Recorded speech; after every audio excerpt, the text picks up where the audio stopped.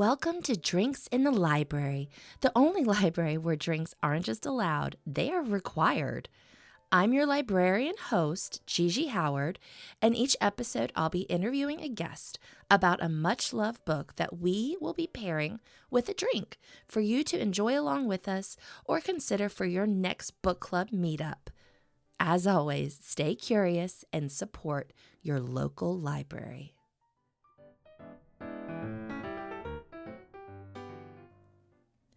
Hello, Libration Nation. This week I am talking about the book Anne of Green Gables by Ellen Montgomery. This book was so formative for me as a young girl and also for my friend Deanna, Firehair, who I'm speaking with this week. And it was just genuine joy catching up with someone and talking about this book that we both really love a lot. And I hope you enjoy listening to it. Deanna is a practicing social worker and therapist and asked for just a little bit of anonymity, which we respect here at Drinks in the Library. And it also led to one of the best bios I've ever read. So Deanna is a redhead, just like Anne. She is a flight gymnast, a swamp witch, and therapist to the stars. And if you're looking for her, you can catch her in the woods. Anyway, it was so much fun recording this, and Deanna and I have a blast together, and I think you can really hear that in the audio. Thank you so much, and enjoy the show. I feel like this is really representative of my personality, maybe. Wait, the drinks? Well, like, there are multiple drinks. Yeah. I have my notes in different places. Well, I love that. Yeah.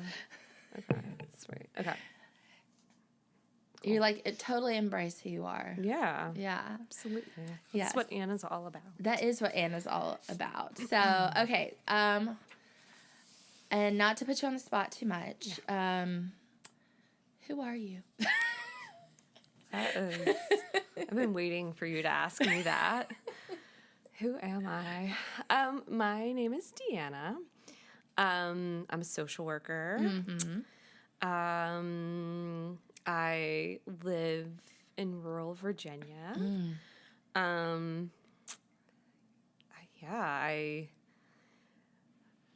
I'm kind of a weirdo. I am Sagittarius. I'm a Sagittarius. Important. Yeah. I don't know what else to say. What else is important about me, Margaret? You know me. All sorts of things. Recently, you have taken up flight gymnastics. That is really close. What's it called? It's okay because it's not like a normal thing. It's aerial circus. Okay. Yeah, so I've joined the circus recently, and I that's probably my favorite thing to do. Yes. There's a studio near me. Uh-huh. Strangely in rural Virginia, there's a studio. Wow. Called the Hangar. Shout out to the Hangar. Oh. One friend of the show. Yes. Yeah, hopefully. Oh my gosh. All right. So all right. Two things we have to definitely cover. First off the bat is our book of choice, which you chose. Yeah. What is it? Anne of Green Gables. Oh my gosh. By Lucy Maud Montgomery. Oh my God. I lost my mind when you said this was what you wanted to pick. It came out of my soul and onto the text message, and I just knew it. I knew it. You did. Immediately. Yes. Mm-hmm. And so with that, we're Anne of Green Gables, which is, I think, for both of us, like a very formative story. Absolutely. And anyone, if you know, you know, there is a very famous plot point in the story that involves raspberry cordial. Absolutely. Yes. Yes. And so I was like, okay, first of all, okay. Anne, we try not to be too spoilery, but if you know the story, you know that in chapter 16, Anne gets her best friend, Diana Barry, drunk. She is how many sheets to the wind? She's very, yes. So she, and we'll talk more about that part of it. So I was very much like, we have to do The drink, the story is she thought she was serving raspberry cordial, which is non-alcoholic, Yes. to her friend, but she was actually serving currant wine by accident. Yeah. Because Marilla, dang Marilla, put it on the wrong shelf. And Marilla she pushes the envelope in Avonlea, you know? She pushes the envelope. Mm-hmm. She's making that currant wine on the low. and I know. and really, I mean, the community is a little Up in arms about the currant wine. Right. Yes. I think that's the right. Yeah, I feel like that's the right terminology to use. Up in arms. Absolutely. So it was even more egregious to the Barry family that not only had Marilla been making the currant wine, but then served it to their underage daughter. Scandal. It was a scandal. Absolutely. Like, Avonlea was shook to its core. Shooketh, yes. And can I please say the title of that chapter? Yes. Okay, hold on. Pregnant pause. Okay. Diana is invited to tea with tragic results. Oh, my God. So this book is so good. Okay, so anyway, so the raspberry cordial, and I'll put in the show notes, but is also hilariously. So this drink, I assumed when I sent my husband out today to go buy the ingredients for this drink, that one of the ingredients that I copied and pasted from a recipe I found online was like raspberry liqueur, some kind of raspberry muddle. Some kind of raspberry liquid that was already pre-made. And so about an hour and a half ago, as I was prepping for you to be here, I look at the recipe, and the recipe's like, now when you make your raspberry cordial, so like I'm like boiling water and like putting the raspberries. I had to strain out the raspberries. You put in work. I did. I put in work. So this is literally raspberry cordial, and so it's like simple syrup, but with raspberries in it. It's a beautiful red color. Yeah, it's a labor of love. It is. It is. Well, I really wanted to give you and this book everything I could. I believe that. I feel that. Yeah. So I made the raspberry cordial myself, and then it is ginger beer, which is just ginger and vodka and lime juice. Excellent. Well, it's delicious. Thank you. Yeah. So anyway, this is a raspberry cordial mule. Ooh. I guess anytime you put ginger beer in something, it makes it a mule. I'd say so. Yeah. I'm no expert, but it's delicious. I feel like the ginger beer is really, really important. It pulls it all together. Yeah. I mean, also, Anne is a ginger, so. Oh, my gosh. Yeah. See? Yeah, segue. It's all. It's like I'm a professional. You're going to make a competing podcast. No one will listen to it. You're like, this is my in. Make it like very, very similar title, like beverages in the bookshop. Oh man, I can't wait! Wow, you didn't know this was my entree into the podcast world. Shoot. Dang it, foiled again. Well, it's always good to have a rival. You know, it makes it spicy. Keeps you on your toes for sure. Well, I look forward to us challenging each other going forward. All right. So going back to the book, and you, who were you when you read this book? Oh, so let me paint the picture. I'm a weird adult, and I was a weird little red-haired girl in the second grade, I think, in rural Virginia. The year was 1989. Oh. What a year. What a year. Or 1990, but also. Somewhere around those times. Yeah. My favorite color was orange. I had orange glasses. And my favorite pastimes were ballet and wandering around in the woods in my dress-up box clothes. Okay. And so, What is dress-up box clothes? Are those like... Well, like, I had a dress-up box. Okay. Like, I think a lot I didn't have one. Oh, well, so there's a lot of people have this like cardboard pink dress up box that kind of comes with some like, patented, like there's like a bride outfit, which which I did not use as a bride. Okay. And as a 7-year-old. Yeah, as a 7-year-old. So it's like in retrospect a little creepy.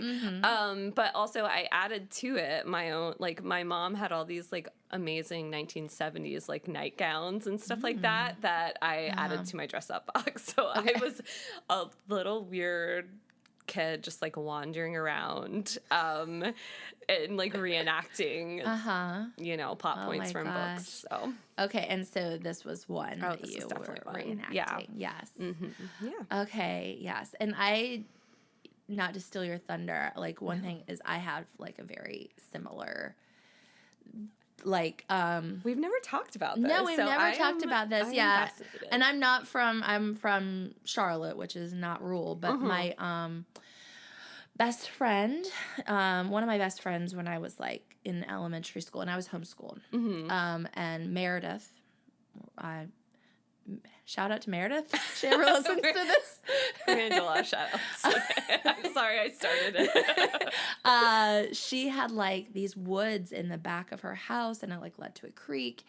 And she like loved this book too. Yes. And so we would talk about it all the time, and we would go into like the woods. And I also like, I very much connect with Anne. Oh, yeah. I mean, just like her dramatics, honestly, like rereading this a little bit to prepare for this reminded me of myself. It reminded me a lot of my daughter. Yeah, so it just reminded me about Anne. Yes. So, what is like, you have red hair? Yes, I do. For the listeners. Yes. It's a little darker. It's developed into a pleasant auburn as the books. It's beautiful. And that was always her dream. Yeah, that was always her dream. Yes. And I made it there too. Yeah. Mine was pretty bright orange. Okay. I was definitely called Carrots. Okay. I had a temper. I didn't take anybody's stuff. And yeah, I was also quite dramatic, obviously, as I have bared my soul and shared it with everyone. I think when you're kind of in a little bit outside of the box thinker, you can sometimes spend some time alone. And I spent a lot of time alone. Yeah. But my imagination was really was my friend. Okay. Yeah, just like Anne. So I really loved it. Yeah. Do you, for those, whoever's listening maybe hasn't read the story, what's the subject? Who is Anne? So when Anne, spoiler alert, well, it's not a spoiler at all. I mean, it's at the very beginning of the book.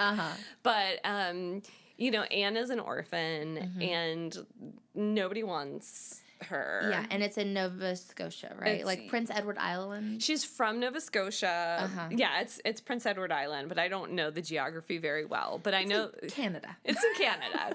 Yeah, let's go with that. Yeah. So we don't offend anyone. Offend any of your Canadian listenership. But so she comes in on the train and she's waiting for her people to pick her up, the people who are adopting her. Right. And the Matthew Cuthbert. Man among men. Oh, Matthew. Yes. Matthew drives up in his white Sunday collar. Yeah. He's this quiet, like, it's just like it's just this wonderful character that's just quiet and loving and internal, and just meek and sweet. And he comes and he's expecting a boy, but he picks up Anne instead, and he just can't not pick her up and take her home. And she goes hard from the beginning. like she goes in immediately, and she's like, her quote is, "I had made up my mind that if you didn't come for me tonight, I'd go down to the track to down the track to that big wild cherry tree at the bend and climb up into it to stay all night, I wouldn't be a bit afraid, and it would be lovely to sleep in a wild cherry tree all white with bloom in the moonshine, don't you think? You could imagine you were dwelling in marble halls, couldn't you? And Matthew is just like, what? Matthew is kind of taken aback. He doesn't say anything. He's just like driving his car. Yeah, he's just driving his car, and he doesn't know how to respond. So He's like, Marilla will deal with this. Yeah, he immediately, I mean, I think it says in the book, he's just like, can't wait for Marilla to handle this. Dab. Yeah. You are like doing such a good doing that. It is reminding me, have you ever seen that like meme or whatever online? It's like, why do quiet men marry loud women? And to clarify, Marilla and Matthew are brother and sister, yes. but still like, they're clearly sort of partners. They run the farm together. And why do quiet men marry loud women? And some man responded, is like, someone's got to tell these waiters my mashed potatoes are cold, and it's not going to be me. Exactly. Someone's got to send the food back. You're right. Anne is the one, I feel like. And Marilla also, probably. Yes. Yeah. Yeah. So, but then they get to the farm, to Green Gables. Green Gables. Yes. Yeah. And guide us through. So they get to Green Gables. So Matthew's already like, I think we get a peek into Matthew's internal workings where he's like, Marilla's going to deal with this. And he in that 5-mile drive, he falls in love with Anne. He just loves her. He loves I think the book says like he loves anybody that will just talk and talk. And so he doesn't have to. Right. He hates places where he has to talk or be around people. So he just loves this little like she's like 11, right? Yeah, she's just this chatty little 11-year-old, and they get there, and Marilla immediately sees that it's not a boy. She's not a boy, and is just like not having it. Like doesn't mask anything. She's just like, "Why did you bring this non-boy?" Right. And it just collapses into a chair and just sobs and. And she tells Marilla, this is the first time she talks about being in the depths of despair, and asks Marilla if she's ever been in the depths of despair.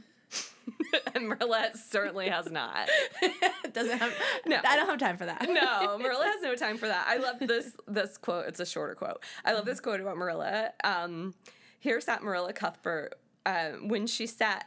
Here sat Marilla Cuthbert when she sat at all, always slightly distrustful of sunshine, which seems to her to be irresponsible, to be a dancing and irresponsible thing for a world, which was always meant to be taken seriously. So this is Marilla. Yes. This is who we're dealing with. Yes. So Marilla is like, you can stay the night, but you're going back tomorrow. And she cries herself to sleep. She doesn't eat she can't eat her dinner. Depths of despair. Right. Cries herself to sleep. Yes. Yeah. Wow. I know. So, and then she takes Anne back to the lady. She's like, what happened? She's like, no, my person, my informant told me that I don't think she said that. But my person told me that you wanted a girl. I must have got confused. I think it was like, I don't know. And Marilla's like, I wasn't confused. And she's like, well, there's some lady that'll take her. I just remember, because I didn't get to this part of the audiobook recently, but I remember distinctly there were like twins, and Anne was like, not twins, because Anne has taken care of twins before. There was like a lady with three twins. Yeah. Golly. Little Weird. Yeah, that's a lot of twins. But yeah, so that's really, so Marilla's like, no, I'm not leaving her. Marilla is a softie deep inside. Yes, absolutely. She's got that that gruff exterior, but inside, warm heart. Yeah. So she is like wonderful.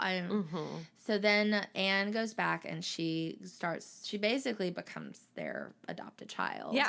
At Green Gables. So I guess we should also touch on Rachel. Lynde. Rachel Lynde, yes.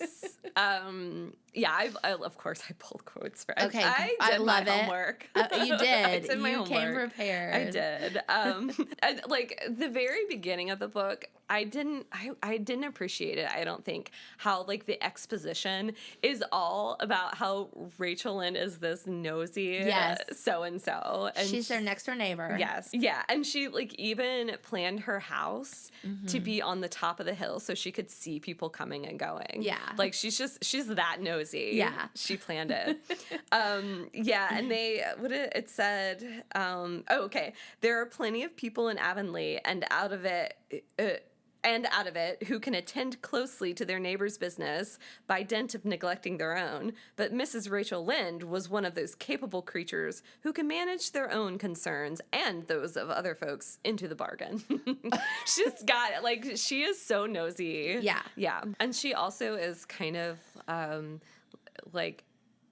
she's also pretty dramatic. But she was like, well, if you bring an orphan into your house. I heard about orphans being brought into their house. I heard a story where an orphan burned their house down. Burn the house down, poison the well. Remember that? Yes. This, like, Rachel Lynde is the conspiracy theorist neighbor. And that is just, like, always, she is just escalates things. She does. Yeah. Yeah. So who else? Let's see. Yeah. I guess I have on here, like, what pulled you in? Well, so I think when I was in second grade, my mom read the story to me at night, and then I started reading it on my own. So it's really like kind of it's a very like sweet to me kind of. And my mom knew all of the characters, and we would kind of like just kind of talk about it, like and she. Because I had a lot of similar traits to Anne, she would make some comparisons. Right. So yeah, so it was kind of like a thing a thing for us, you know. Aww. Yeah, really. Yeah, and it sort of was. It was nice because it was kind of like these traits of Anne that are kind of seen a little bit in a negative light. My mom really loves those things about me because things haven't changed too much. But you know, so that was I don't know, that's just like such a pleasant kind of core memory for me. Yeah. So yeah. Well, and I was thinking today a little bit about the feminism of this story because a lot of times girls are told like your feelings and your thoughts don't matter. Yeah. Whether it's like actually told that or we're told that like, you know, subtly. Right. It's implied. And like, I mean, I think also what pulled me into the story is, you know, there's this little girl, and what I love about it is so often in a lot of stories for young people, there's this, like, little weirdo, and then she transforms into a beautiful princess and into this, like, picture of what it means to be the right kind of woman. But Anne doesn't ever, like, I mean, she grows up and she, like... She has a mini glow up. Yeah, exactly. But it's not like, she doesn't change, essentially. Right. Like, she stays the same. She still has a temper. She still tells people what she thinks. And doesn't, and so, I mean, it's also, like, kind of written, I guess it's Victorian era? 1908, I think the first book was published then. Yeah. So I don't know what that would be. Yeah, sort of like late post-Victorian, I guess. Okay. You know, pre-World War I. Edwardian? I don't know. Edwardian, I'm just making up words. We obviously... Just go with it. Just say it with confidence, and then it becomes real. Yeah. You are going to get some comments on that. Well, actually.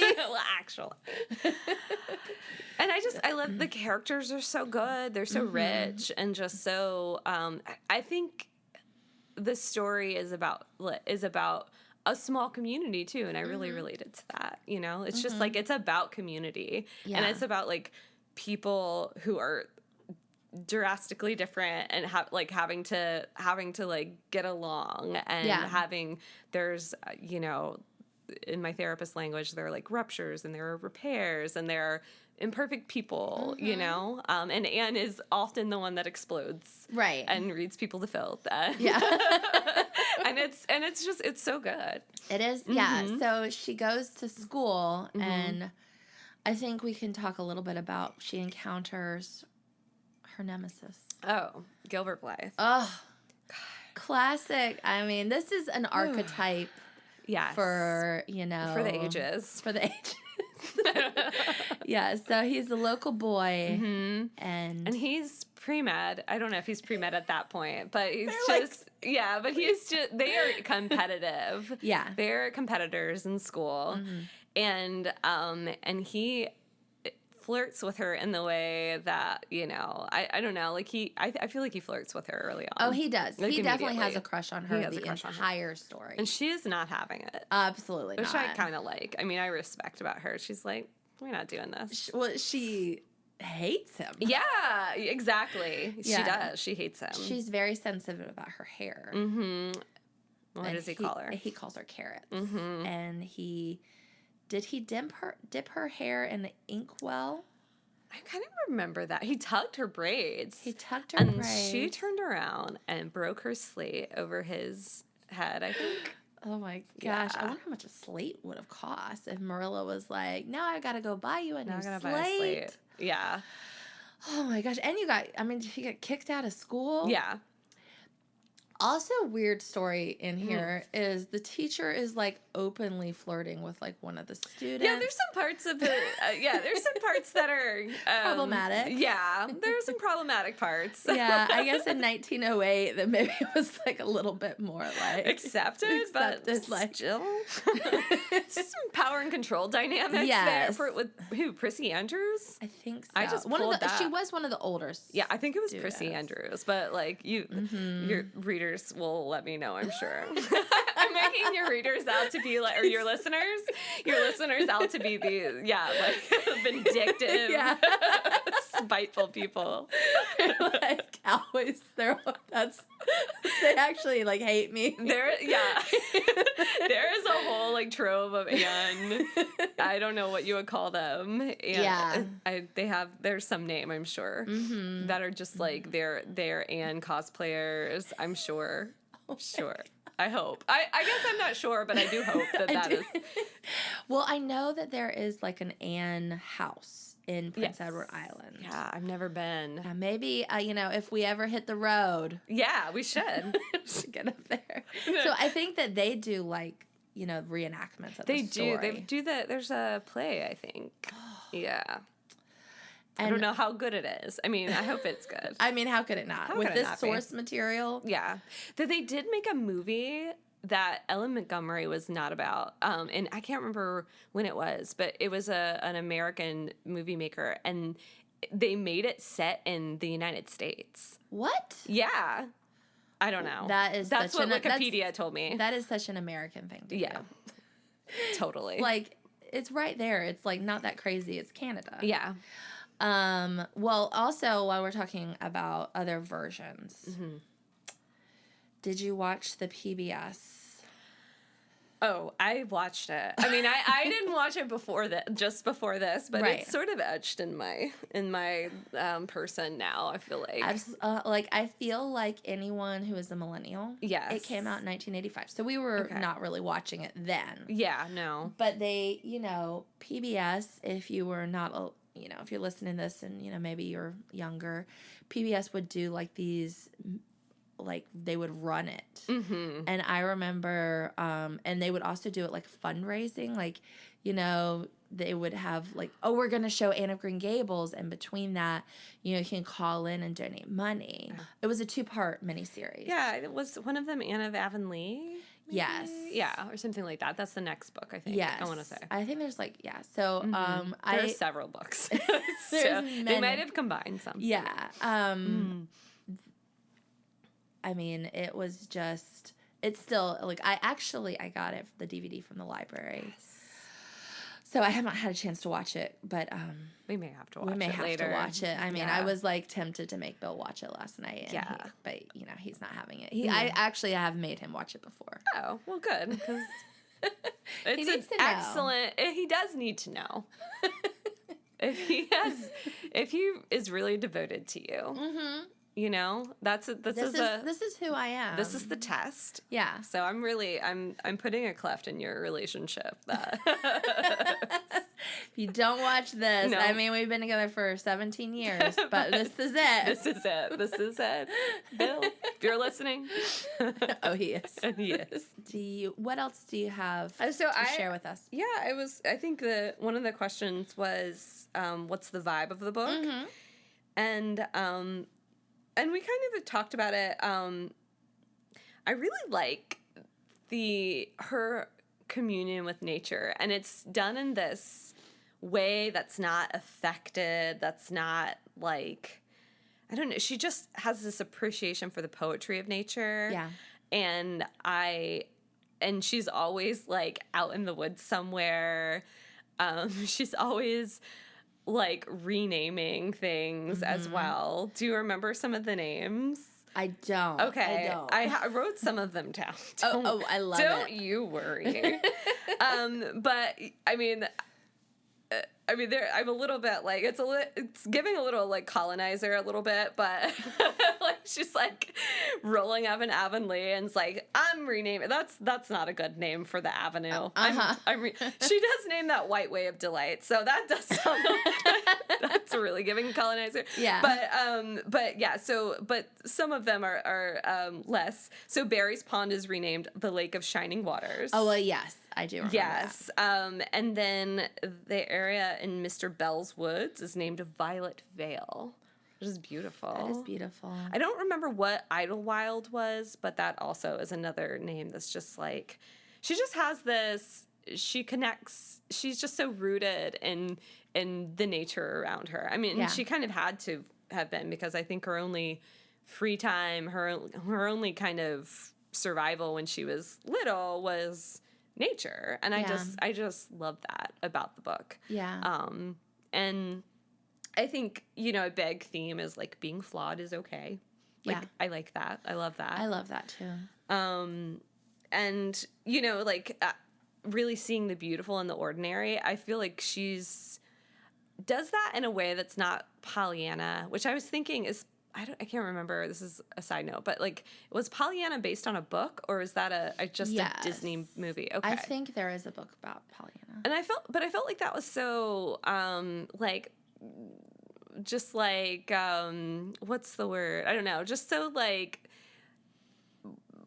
making everything like painting a pretty picture of things, right? But Anne really was like, could acknowledge that things were hard. I can acknowledge that this sucks, but I can also kind of like make meaning of it, and and also maybe kind of like get through it by imagining it to be something different. Yeah, which I love. I mean, I guess I have a similar viewpoint, and you know, to be fair, she is probably, you know, her character at least is someone that has seen very difficult things. And like, I mean, I guess the Netflix version. Oh yeah. Anne with an E. Anne with an E, which I tried to watch a little bit. But it depicts a lot more of probably like what the trauma was like before. And I think if we're being honest, like there probably was more trauma that a child that experience would have experienced. Yeah. Than really like the original story gives us. Yeah. There was no, there were no regulations no. in these homes. Yeah. Yeah.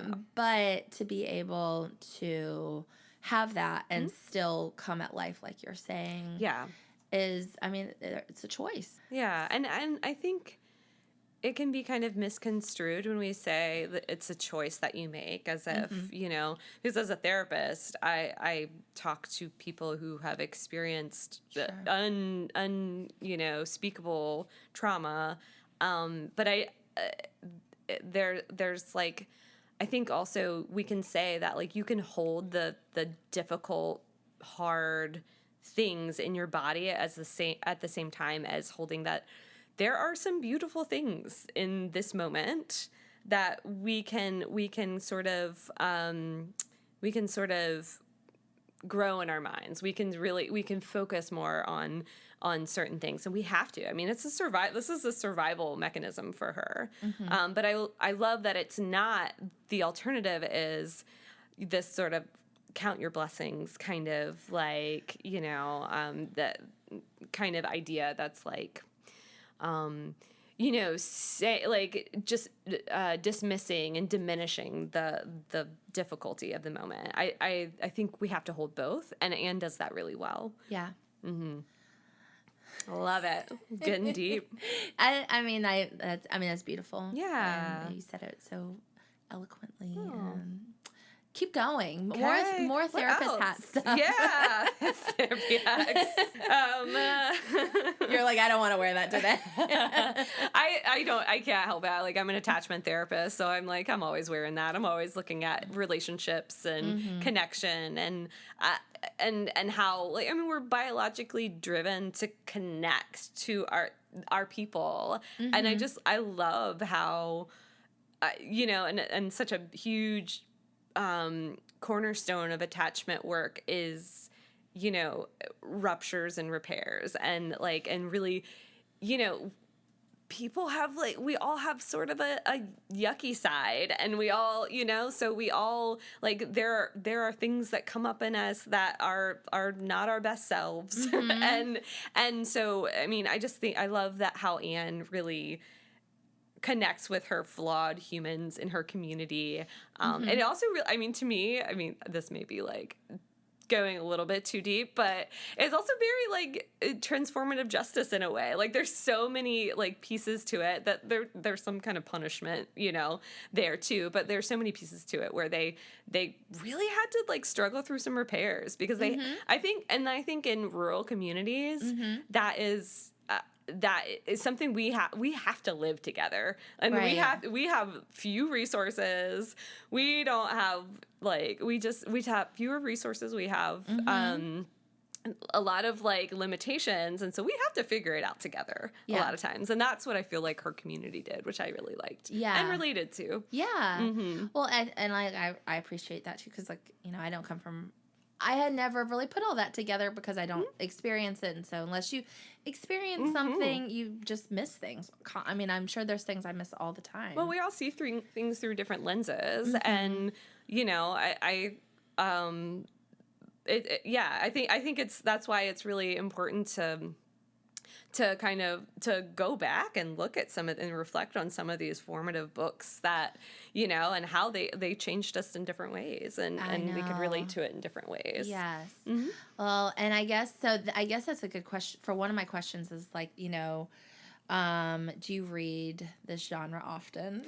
That's funny. And I was thinking about that. I'm like, what children's literature? I don't know what is this genre. And I was gonna text you, and I was like, no way. I'll wait for the pod. Yeah, no. I mean, I think I just asked to see if, because sometimes people like only read romance. Like there's certain readers that are like that. So I think that is really why I have the question. I want to include it, but yeah. What genre is this? I mean, I would say it is children's fiction. At this point, it's a classic. Okay, yeah. And I mean, literary fiction, I guess. Yeah. I occasionally do. I mean, I have gone through phases where I'm like, I'm a big Jane Austen fan. I feel like, I don't know. Oh my gosh. I'm a stereotype of a person sometimes. It's fine. It's fine. I don't know why I like all these like very like pulled in, like they can't express themselves. Oh my gosh. Stories. I don't know what that says about me, but I love, like Pride and Prejudice. I mean, that another archetype, Mr. Oh my gosh, Mr. Darcy. Yeah. The 2005. Oh. Wait, which one is that? With Keira Knightley. Oh, I love that one, but my favorite is the what is it? The BBC one? BBC one. Okay. Yes. We watched it over Christmas. Yeah. Bill, because that's long. That's very long. Wow, Bill. Okay. No, Bill did not. Oh, okay. I was gonna say. No, it was the opposite. He was like out. I was watching it, and he would like walk in the room, and he was like, "Oh, you're watching this again." He's like, I'll be downstairs. Even Annabelle was like, oh my God, Mom, can you watch Can we do something else? No, it's a commitment. Yeah. Chad calls him, my partner Chad calls him, Colin Firth calls him Colin Jerk. I don't think he's like, leave my name out of your mouth. He's like, don't talk about me on that podcast. It's fine. I know. Anyway, or do we know anything about the author? Yes, we do. Came prepared with receipts, people. Yes. A dramatic flip of the page. So, okay. So I did a little Wikipedia research. Perfect. So don't call me out if any of this is completely inaccurate. So she was, guess what her sign was? Oh my gosh, was she Sagittarius? Yes. She was mostly raised by her grandparents because when her mother passed away from tuberculosis, she was 21 months old. And her dad couldn't handle it. Bummer. That's really sad. I know. I'm really bringing this podcast down. Okay, so actually, that's interesting. I didn't know that, and that's very, raised by grandparents like Anne and Merle and Matthew. So. Yeah, and that feeling of not being wanted, and and she had a lot of imaginary friends like Anne did. Katie Maurice and Lucy Gray. So I think it was Katie in the mirror that Anne had that friend. I think it was Katie. And they lived in a fairy room behind the bookcase. Aww. I don't know what that means, but that's what Wikipedia told me. I mean, I imagine what that means. Yeah. I feel like I know what it means. Yeah. Yeah. And so, her first poem was published when she was, 15 or 16. Okay. Very cool. She went to Prince of Wales College in Charlottetown. Okay. Teacher college. Just like Anne. Mm-hmm. And she did not enjoy teaching. Oh. But she published over 100 stories between 1897 and 1907. So 1908 was when Anne was published. Yeah. I wrote scandal. I'm like, what was oh no, what's the scandal? Okay. She was engaged. Oh no. But while she was engaged, she had an affair with another man who was engaged. Oh my gosh. They lived in this boarding house, and when everybody left for church events, I don't know if they were church events, but when everyone left, they kissed in the bedroom. Oh no. Yes. Lucy Maud Montgomery. Yes. But then he died of the flu. I'm sorry, that's not funny. It's not R.I.P. All right, R.I.P. Oh shoot, I wish I'd written down his name. R.I.P. I think it was Harold or Herbert or something. It started with an H. Wonderful. Your vindictive listeners will probably crack me. They're trolling you right now. They're looking me up on socials. Yes, she was 34 when she published Anne of Green Gables. Good for her. Yeah. Then the rest of her life wasn't super happy. Oh, no. Yeah. So I'm not... She married this Presbyterian minister. She said that she wouldn't really want him as a lover, but hoped he would be a friend or something like that. I mean, she was kind of a firecracker. It sounds like she was wrecked by Harold's death. She was. She talked about it. So she wrote all these journals, and eventually she kind of knew that she was getting a little famous. So I think she destroyed the original journals and rewrote them because she knew that people would see her journals. So I thought that was interesting. Okay. Very Anne to destroy her journal. Yeah, exactly. Oh, wow.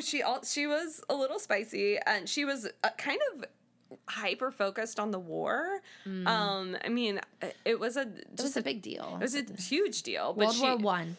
Yeah, World War I, and she was always writing about it. She was always worrying about it. I mean, it was on her mind all the time. Well, the later books do talk about her kids. Yes. And I feel Anne's kids, one of them went to war. Yeah, Anne's kids were in, and I don't know what year it would have been, but maybe did Gilbert go to war? Did somebody went to war? I know it was one of her kids for sure, and I just can't remember which one.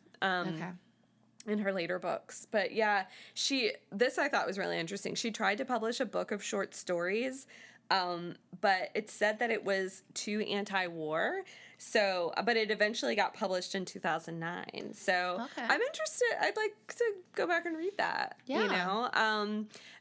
And I think she said that like her personality was more like, there was a like Pat of Silverbush, I think, was a series of books. I never read them. Wow. But they didn't go over as well because Pat was kind of like stormy and like a little Debbie Downer. And but she's like, that character was actually the most like my personality. Oh, okay. So I kind of want to like go back and read that. Pat of Silverbush? I think so. Okay. I could have made that up. But I feel like that's correct. It's on the internet. People can figure it out. Exactly. Yeah, you trolls. You trolls. We're really heckling your listeners now. Yeah, but she really struggled, and her capturing of language in the books. I mean, obviously she had very flowery floral language. Yes. I mean, to be the depths of despair, and you're my bosom friend. Yes. That was Diana Barry. Yes. They swore to each other they would never have a friend the same. No. Oh, Diana. We didn't really talk about, there was this great quote about Diana. Oh, yes. And I really meant to call you Diana this whole. Yeah. Yeah. So you have red hair and I have very dark brown hair. Yes. So and it's perfect. It is perfect. Yes. And one of the things, just rewinding a little bit, I feel like this book has been really meaningful to me in different parts of my life. So I read it in second grade for the first time. And then I feel like because of that, the nature of it, just like really having to focus on the beautiful things. It's really good to it's really helpful to get through hard times, I feel like. And so I've reread it at different times. When I was going through grad school, and like working full time, I had this friend, Christine, at the coffee shop I worked at. And she is my Diana, and I was her Anne, and we fangirled over Anne for our whole shift, and like we would sometimes like talk as if we were Anne and Diana. So shout out to Christine. I texted her first, yes, Christine, love it. And I texted her, if like anything I need to remember as I'm talking about it. But yes, So yeah, but my quote for Diana, and Diana is so grounded and down to earth. And it's a very simple quote. And Anne has this fixation on, she wanted to be called Cordelia. She loves names. But if Marilla wouldn't call her Cordelia, could she at least call her Anne with an E? Right. Like spell it with an E. And Diana said, I'm not sure where in the book, I think people make their names nice or ugly just by what they are themselves. And then Anne, of course, did a flourish and said, that's a lovely idea, Diana, said Anne enthusiastically. Living so that you beautify your name, even if it wasn't beautiful to begin with, making it stand in people's thoughts for something so lovely and pleasant that they never think of it by itself. Oh, I love that. Yeah, yes. That's beautiful, and Anne. That's Anne. Yeah, and Diana too. Down. Yeah. Diana was sort of like always the calm one, but I think sort of like almost a little bit like Matthew. A little bit more talkative, obviously, but still like a little bit like, here is this just like this force of nature. Yeah. It's like that like nice friend, mean friend dynamic. Like Anne would definitely be the one that's like, no, or sending your mashed potatoes back. Exactly. Yes. Yeah. And Diana was often quite terrified by Anne's schemes and things that Anne wanted to do.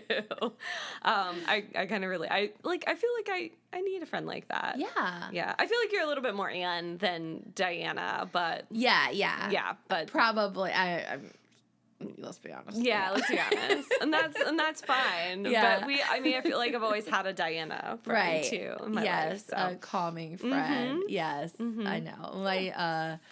my two oldest friends, shout out Hannah and Haley. Really shouting people out. We're shouting out everybody. They have often been my Diana. Yeah. So, of course, they would probably be like, I'm the Anne. Oh, well. Guess what, guys? You get your own podcast. Yeah. I'm doing it. I'm doing it. I'm officially welcoming Hannah and Haley. I'm officially welcoming them on my podcast. Stealing friends, stealing podcasts. I don't even know. I don't want a podcast. Someone named Deanna texted me. It was like, I'm taking Margaret down. They Facebook messaged me because how did they get my number? Yeah. Oh my gosh. Yes. No. So yeah. But yeah, they've often been a great Diana to my fiery Anne. Yes. So. Okay, we're having a lot of fun and we can keep going, but I do need to ask you, who would you recommend this to? Who would I recommend it to? It's interesting because I was thinking about, young people now, and like I read this when I was a very young person, right? And I love this next generation. I think I have a lot of clients. Shout out to my clients. They're not listening. They're not listening to podcasts. Well, I have to tell you real quick. I have just this week, and I was like thinking about it. So I'm gonna start calling my listeners Libration Nation. Oh no, I love that. And I'm like, I did like a little intro the first time I said it, and I was like, "What up, Libration Nation?" It's like my mom and like 3 other people. Shout out to my mom. And your mom's like in the corner raising the roof. She's just like, that's right, I'm Libration Nation. Just me. Hannah and Haley are like, I'm never listening to this. I'm sorry to bring them into this. Yeah. No, Hannah and Haley are both Libration Nation. They are Libration Nation. Okay. All right. So they say. Okay. So yeah, going back. So why am I trying to like unseat all your relationships? I'm sorry. What's your mom's name? What's her name and social security number? Okay. All right. So who would we recommend this book to? So I was thinking, I feel like I would really love for young people to read this and tell me what their hot takes are on it. But I do feel like it is a classic, and I feel like I'm so curious as to what other young people would be, how they would view it. Yeah. Well, and I was thinking about it too, like Gen Z is like the most diverse American generation there's ever been, which is great. And then the next generation's coming up. I just watched a webinar yesterday. So the next generation, millennial. Yeah, it was for work. Yeah. But the next generation is like Generation Alpha. So Alpha, that's, what my daughter will be in. And then that's even more diverse. And so I was thinking about this. And like I said, I also very much relate to this. But it is like a very like white story. And it is a very like story set over 100 years ago. Yes. So I'm like, for us, this was formative. But I'm like curious if like what like my daughter's going to say is like. Yeah. Because it is interesting like, especially when we think about, like, the LGBTQ community. I was talking to a coworker who was in that community, and she was just like, Anne of Green Gables, huh? And she was just like, it's, like, a very queer-coded story. And I was like, I had no idea. Yeah. So, anyway, I'm, like, wondering if, like, people will pick up more on that kind of stuff. Well, so, Anne with an E, and I'm, forgive me, Libation Nation. Libration Nation, sorry.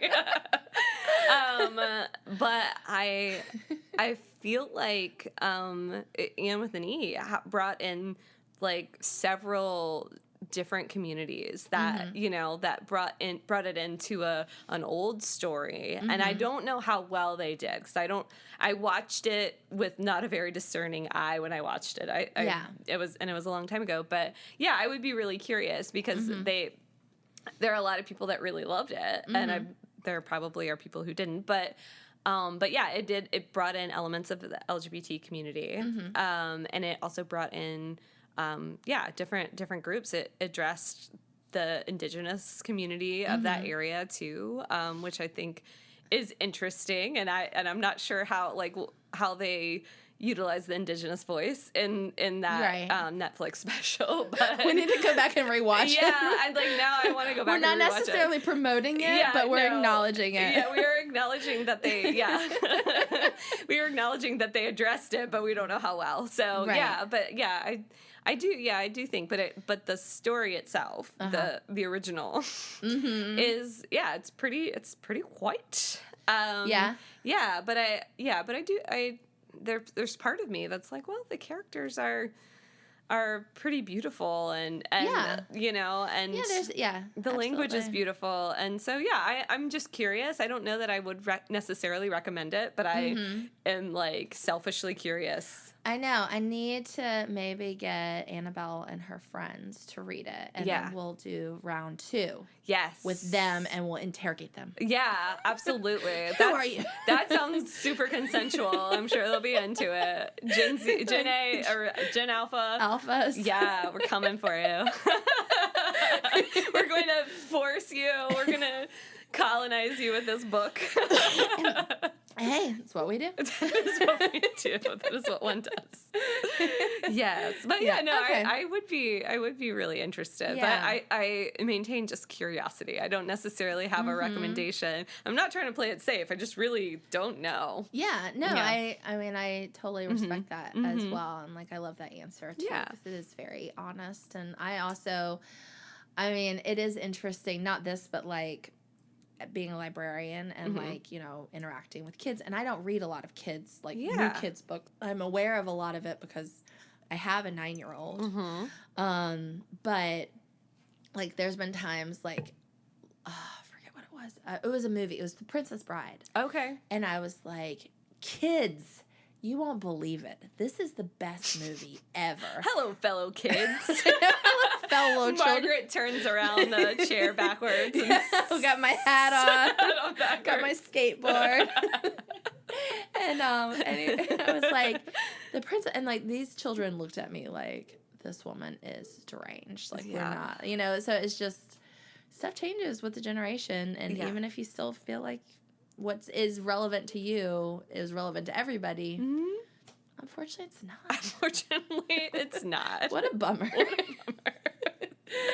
my gosh. Yeah. But Anne wouldn't have been let down by it. No, so. Anne would be like, let's roll with it. Yeah. That's the kind of soul she is. So. Yeah. Well, thank you so much. I loved this. It was a lot of fun. And we'll have you on for round 2. Yeah, when we're colonizing children. Millennials have turned into the boomers. Yeah. No offense to my boomer Liberation Nation listeners. Yeah, my mom. You're about to cut that listenership in half. All right. Thank you so much. All right. Cheers. Cheers. Oh my gosh. That was another episode of Drinks in the Library. Thank you for joining us today. I wanted to remind everyone that Richmond Magazine is doing their Best of 2024. Voting is going on until April 26th. So if you are so inclined, please vote for Drinks in the Library as Best Podcast. Other than that, you can find me on drinksinthelibrary.com, on Instagram at drinksinthelibrary, or shoot me an email, drinkspod@gmail.com. Thanks.